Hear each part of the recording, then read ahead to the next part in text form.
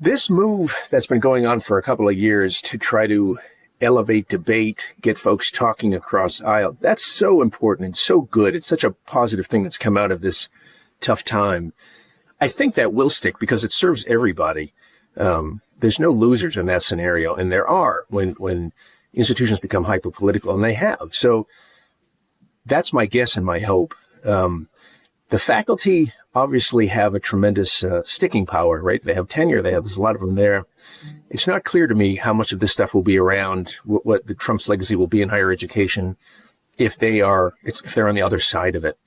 And I think he's really mindful of that too. I think the White House is clearly thinking about themselves as having a limited amount of time to make as much impact as they can before their time in the sun closes and they hand the baton off. So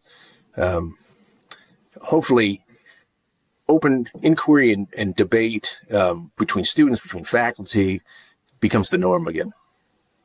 Hilary, I'd love your take on that, the question of what sticks and what doesn't.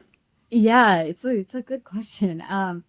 I think we're really curious to see. It's kind of a will they, won't they right now with Harvard, and we're waiting to see if they do settle what those terms will be. And obviously, there's a lot of concern here within higher education circles and beyond that, that about academic freedom and independence, and they worry that, well, if any kind of receivership or anything like that would be that would be a sign that things are that would be hard to undo and very damaging. So that's a big concern in terms of what will stick. I know I've heard from college presidents who say, as we change the names of different offices around campus or centers, they're still very committed to helping students get through college and be successful, no matter what the name of the center is.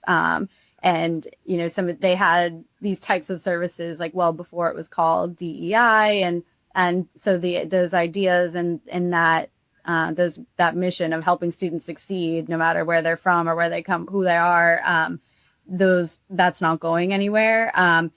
But of course, it's easier to say that and do that in New England compared, rather than Florida or Texas, as we've been discussing. So the view up here is that, the optimistic view I hear is that not too much will change. Maybe some good could come of it. There's more institutional neutrality, more discourse, civil discourse. Schools are working really hard on that, to Doug's point, of helping students and professors have more debate and civil debate and discourse. And I've heard about progress on that front. So those are the things I'm watching. Well, I'll say as a faculty member, more discourse and conversation would be a good thing from my perspective as well, if that's where we end up. Karin, what's your prediction on these questions?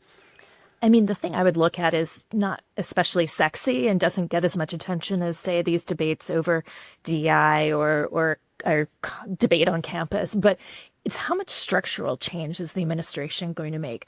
How much change are they going to make, say, to the student loan system? How much change are they going to make to the student visa system? How much change are they going to make to the way that, and this is really unsexy, but appropriations are done, so that, research and other things that they perhaps dislike, a future administration also might be able to interfere more with, or intervene with more.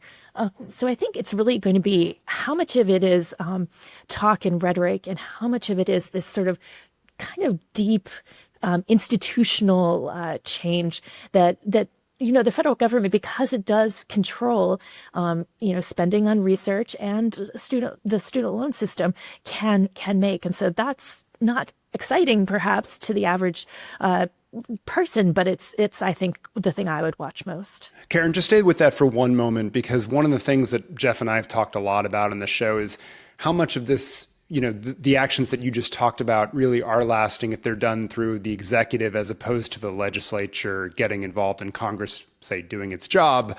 The one big beautiful bill took a step on some of those things you just mentioned. What's your feeling on that in terms of, does it need to get sort of ratified, if you will, by Congress, or is the executive action big and lasting enough? It may be, It's not unique to the Trump administration. The Biden administration, the Obama administration also made a lot of change through executive actions. Yes, they are perhaps easier to undo potentially when a new administration comes in. But, if the change gets made, it can, it can just sort of then create the environment for things to be operating in.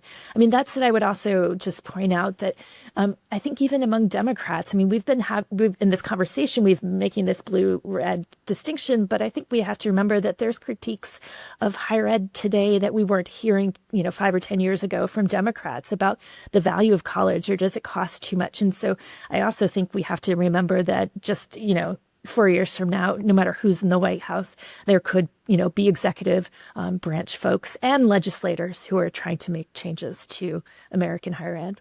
Super interesting. Doug, let me finish up with just one question for you, because you just wrote a story about the court case that was favorable for Harvard against the Trump administration.